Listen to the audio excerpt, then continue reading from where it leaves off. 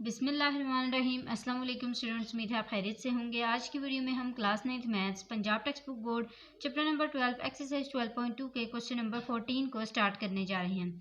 जैसा कि स्टूडेंट्स आप जानते हैं कि हम इससे पहले जितनी भी वीडियोस बना चुके हुए हैं उनमें हमने सारे के सारे कॉन्सेप्ट्स क्लियर किए हुए हैं, यानी कि अरिथमेटिक मीन, इसी के अलावा mode, median, group data, ungroup data, सारे के सारे फार्मूलाज हम पढ़ के आ चुके हुए हैं। उनको कैसे फाइंड किया जाता है सब हम क्लियर करके आ चुके हैं। जो भी न्यू चीज़ें आएंगी, न्यू मेथड आएंगे, वो सारे के सारे मैं आपको बताती जाऊंगी। साथ साथ पिछली वीडियो में हमने एक और न्यू कंसेप्ट सीखा था और वो था कोडिंग मेथड। और कोडिंग मेथड किसका था? अरिथमेटिक मीन का। अरिथमेटिक मीन को फाइंड करना कोडिंग मेथड के हवाले से वो हमने न्यू सीखा था। आइए आज की वीडियो में देखते हैं हम नया कॉन्सेप्ट कौन सा सीखते हैं। आइए जी आते हैं 12.2 के क्वेश्चन नंबर 14 की तरफ, जो कि यहाँ पे पेज नंबर 238 के लास्ट पर है। आइए जी इसको पढ़ें। यहाँ पे हमारे पास है the 3 children Haris, Maham and Minal. 3 students हैं, 3 चिल्ड्रन हैं जिनके नाम क्या है? हारिस, माहम और Minal. Made the following scores. ठीक है, उन्होंने ये सारे के सारे स्कोर्स बनाए हैं इन अ गेम, एक गेम में, conducted by a group of teachers in the school, जिनको एक ग्रुप ऑफ टीचर्स ने, टीचर के ग्रुप ने कंडक्ट किया है स्कूल में। ठीक है, पहला जो है हारिस, उसके स्कोर्स 50, 55, 70, 85 और 90 हैं। ठीक है, माहम के स्कोर्स कितने हैं? 75, 60, 60, 45 और 53। जबकि मिनाल के स्कोर्स हैं 80, 77, 66, 42 एंड 48। अब नीचे देखें, it is decided that the candidate who gets the highest average score will be awarded ₹1000। आपने ये फैसला करना है कि कौन सा कैंडिडेट है जिसके सबसे ज्यादा स्कोर हैं और उसको अवार्ड किया जाएगा। क्या अवार्ड किया जाएगा? ₹100। Who will get the awarded amount? कौन सा ऐसा बच्चा है जिसको अवार्डेड अमाउंट मिलेगी, जिसको ₹1000 मिलेंगे। आइए हम डिसाइड करते हैं किसके थ्रू? अरिथमेटिक मीन के थ्रू। सबसे पहले तो आप देख सकते हैं क्वेश्चन में देखें, और यहाँ पे जो मैंने स्कोर्स लिखे हैं वो बिल्कुल ठीक हैं। अब इसके अलावा यहाँ पे हम सबसे पहले हारिस के स्कोर्स की एवरेज निकालेंगे। ठीक है, एवरेज किस तरह निकालेंगे? सिंपल वही अरिथमेटिक मीन का जो अनग्रुप डाटा का फॉर्मूला है वो हम यहाँ पे यूज करेंगे, और वो हमारे पास क्या है? सम ऑफ एक्स, यानी कि यहाँ पे जितने भी नंबर्स हैं उन सब का हम क्या करेंगे? सम करेंगे। इसके अलावा डिवाइडेड बाय नंबर, ये है हमारे पास सम ऑफ ऑब्जर्वेशंस और ये है हमारे पास number of observations, is equal to. अब यहाँ पे देखें सब हमारे पास सम कैसे होंगे। पहले हम हारिस की निकाल रहे हैं तो हारिस के सब नंबर्स को आपस में, स्कोर्स को आपस में प्लस करेंगे। 50, 55, 70, इसी तरह 85 और 90, यही है ना सारे।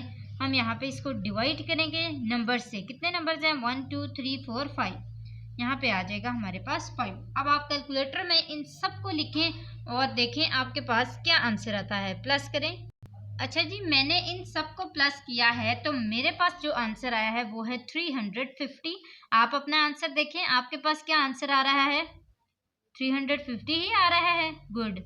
Divided by 5। अब हमने इसको क्या करना है? 5 के साथ डिवाइड करना है। देखें आपका क्या आंसर आ रहा है। मेरे पास आंसर आया है 70। आपके पास भी आया है। गुड, इसका मतलब है आपका आंसर ठीक है। ये तो आया है हमारे पास जो हारिस के स्कोर की एवरेज थी वो। अब हमने किसकी निकालनी है? माहम के स्कोर्स की एवरेज। तो इसका मतलब है हमारे पास क्या आ जाएगा? Maham scores average. ठीक है, अब इसके लिए हमें क्या करना पड़ेगा?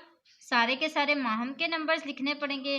75 plus 60 plus 60 plus 45 and 53। Divide किससे करेंगे? नंबर्स काउंट करें। 1 2 3 4 5। 5 से सबको आपस में प्लस करें। आंसर देखें आपके पास क्या आ रहा है। अच्छा जी, मेरे पास आंसर आया है 293। 293। और इसको डिवाइड किससे करेंगे? ऑब्वियसली 5 से ही। 5 से हमने इसको डिवाइड किया है तो हमारे पास आंसर आया है 58.6। इसके अलावा हमारे पास जो लास्ट स्कोर्स हैं वो किसके हैं? मिनाल के। हम यहाँ पे लिख लेते हैं मिनाल स्कोर्स एवरेज। मिनाल के स्कोर की जो एवरेज है वो हमारे पास क्या है? 80 plus 77 plus 66 plus 42 and 48। Again divide करेंगे 5 के साथ। पहले हम इन सबको प्लस कर लेते हैं, देखते हैं हमारे पास क्या आंसर आ रहा है। अच्छा जी, यहाँ पे जो मेरे पास आंसर आया है वो है 313। इसका मतलब है मेरे पास 313 आंसर आया है, जिसको मैंने डिवाइड करना है किसके साथ? 5 के साथ। और जब मैंने इनको डिवाइड किया तो मेरे पास आंसर आ रहा है 62.6। तो ये देखें यहाँ पे सबसे ज़्यादा जो एवरेज है वो किसके स्कोर्स की है? हमारे पास हारिस के स्कोर्स की एवरेज सबसे ज़्यादा है। तो यहाँ पे हम क्या करेंगे? हम सबके जो एवरेज है उसके थ्रू फाइंड आउट करेंगे कि किसको 1000 रुपीज़ अवार्ड करने चाहिए। यहाँ पे हम लिख लेते हैं कि जैसा कि हमें पता है कि as average score of Haris की जो एवरेज है स्कोर की वो सबसे ज़्यादा है या is highest, so Haris will get, same आपने वही स्टेटमेंट लिखनी है जो बुक पे लिखी हुई है, विल गेट द 1000 रुपीज़। ठीक है, तो इससे आपके पास प्रूव हो जाएगा कि आप हारिस को ही क्यों 1000 रुपीज़ अवार्ड कर रहे हैं, क्योंकि उसके सबसे ज़्यादा जो स्कोर्स हैं उसकी एवरेज है।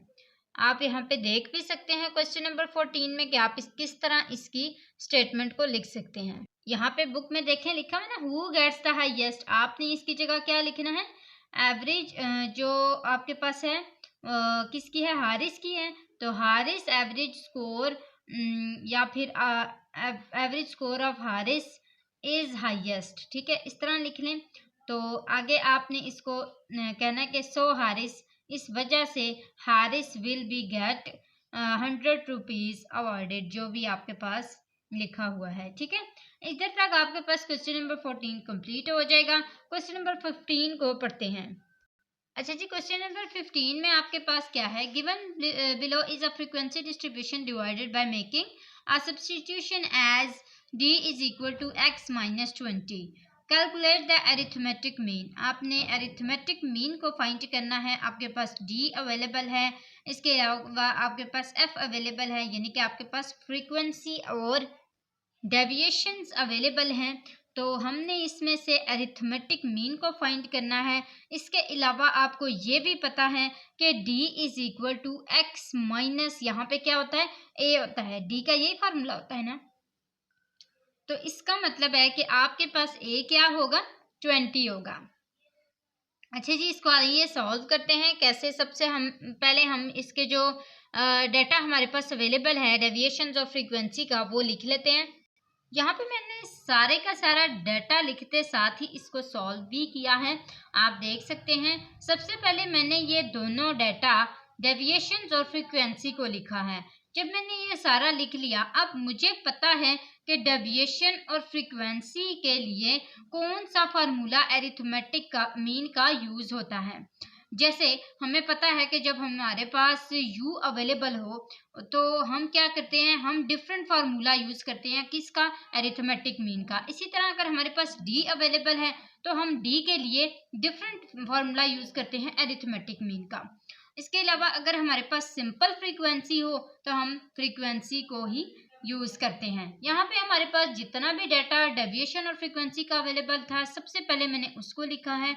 और इसके अलावा डेविएशन का सम यानी कि summation of d and summation of f को फाइंड किया है, जिसमें से मेरे पास इन सबको प्लस करके आंसर आया है 0 और फ्रीक्वेंसी को सबको प्लस करके आंसर आया है 70। अच्छा, नेक्स्ट आपके पास एफ डी क्यों होना चाहिए? क्योंकि आपके पास जो फॉर्मूला है वो है arithmetic mean is equal to A plus यानी कि assumed value plus summation of F and D divided by summation of F. इसका मतलब है हमें एफ और डी को पहले मल्टीप्लाई करना पड़ेगा, फिर ही उसका समेशन आ सकता है। तो हमने क्या किया, एफ और डी को आपस में मल्टीप्लाई किया। 6 1 टाइम 6, 4 3 टाइम 12, 2 6 टाइम 12, इसी तरह 0 20 time 0, 2 26 time 52, 4 12 time 48 and 6 2 time 12। अब हमने इन सब का समेशन यानी कि इन सब को प्लस किया है तो हमारे पास आंसर आया है 82। तो यहाँ तक हमारे पास ये सारा डाटा तो क्लियर हो चुका है। अब हमने फाइनल इन सब वैल्यूज को पुट करना है। ए यानी कि एज्यूम्ड वैल्यू, जैसा कि मैंने आपको बताया कि यहाँ पे आपके पास बुक में क्या है, d is equal to x minus 20। आपको पता है d का फॉर्मूला क्या होता है, x माइनस ए। इसका मतलब है a आपके पास क्या है, 20 है।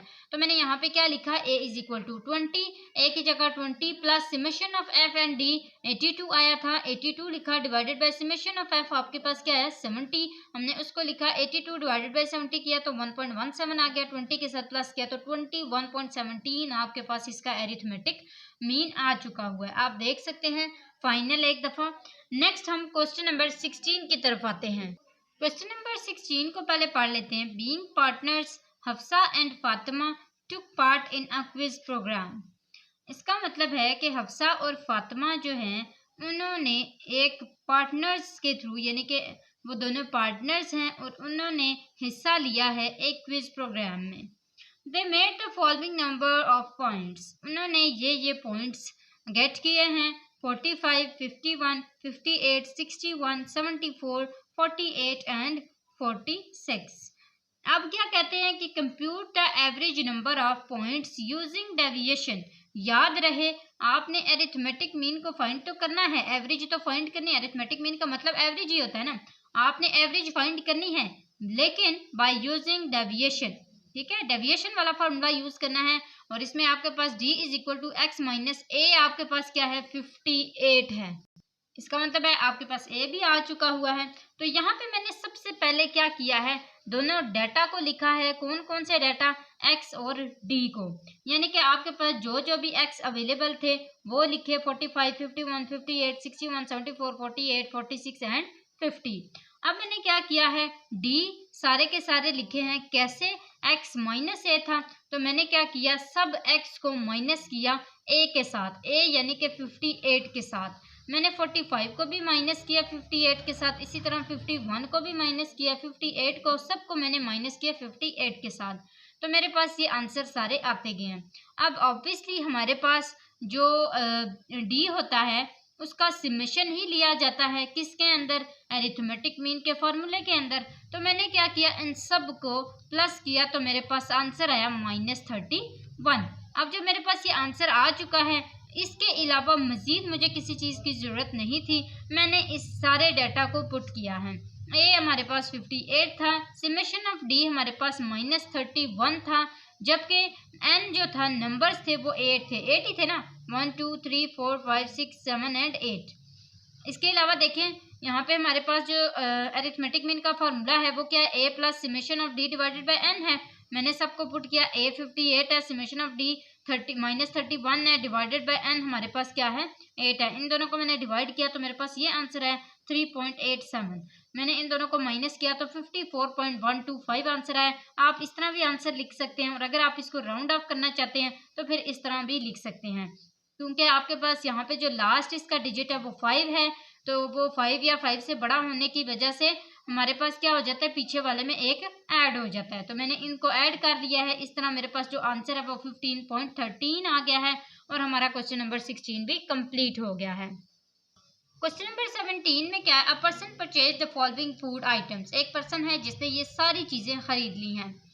फूड आइटम भी बताए हुए हैं, rice, floor, ghee, sugar and mutton. ठीक है, और क्वांटिटी कितनी है, क्वांटिटी सारी किलो में ही है और इतने 10 किलो, 12 किलो, इसी तरह 4 किलो, 3 किलो, 2 किलो, सारे के सारे इसने किलो में लिए हैं। और कॉस्ट जो है वो हर चीज़ की पर केजी इतनी इतनी है। वो कह रहे हैं what is the weighted mean of cost of food items per KG.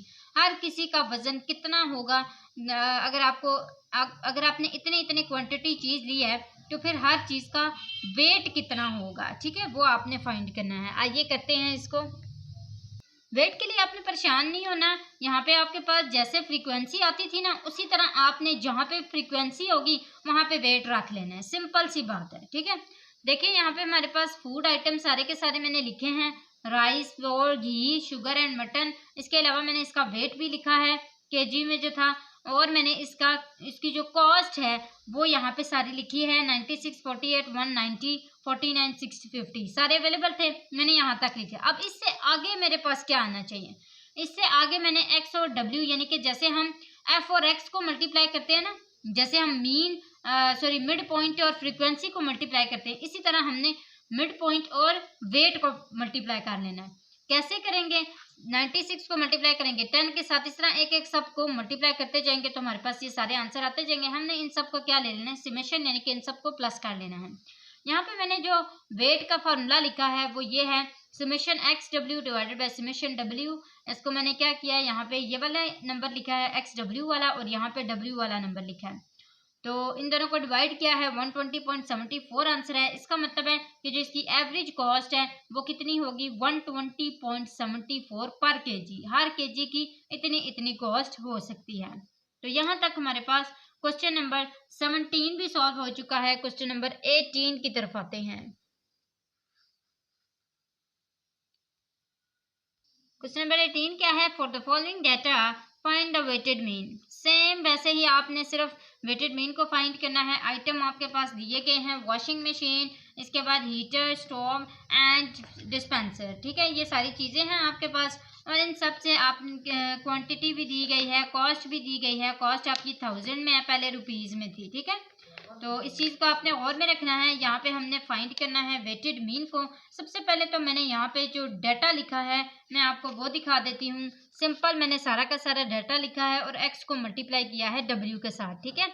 यहाँ पे एक्स को डब्ल्यू के साथ पहले भी इसी तरह मल्टीप्लाई किया था, 5 को 35 के साथ, 5 को 3 के साथ, 2 को 13 के साथ और 6 को 18 के साथ। और मैंने सारे के सारे जो समेशन थे चाहिए थे मुझे, summation W and summation W X, इन सब को मैंने ले लिया है, यानी कि इन सब को मैंने प्लस कर लिया है। तो मेरे पास ये आंसर आए। अब इनको फार्मूले के अंदर पुट करना है, सिंपल। अब जब मैंने इन सब को यहाँ पे पुट किया है तो मेरे पास जो इसका आंसर आया है वो है समेशन एक्स डब्ल्यू। यहाँ से आप देखें, summation x W divided by summation W, और मैंने इनका आंसर लिखा है 324 डिवाइडेड बाय 16। जो मेरे पास यहाँ पे आंसर आए थे दोनों, उनको मैंने पुट किया है, इन दोनों को डिवाइड किया तो 20.25 जो है 1000, वो इसका आंसर यहाँ पे आ चुका है। तो इसके साथ हमारा क्वेश्चन नंबर 18 भी कंप्लीट होता है। क्वेश्चन नंबर 19 की तरफ आ जाते हैं।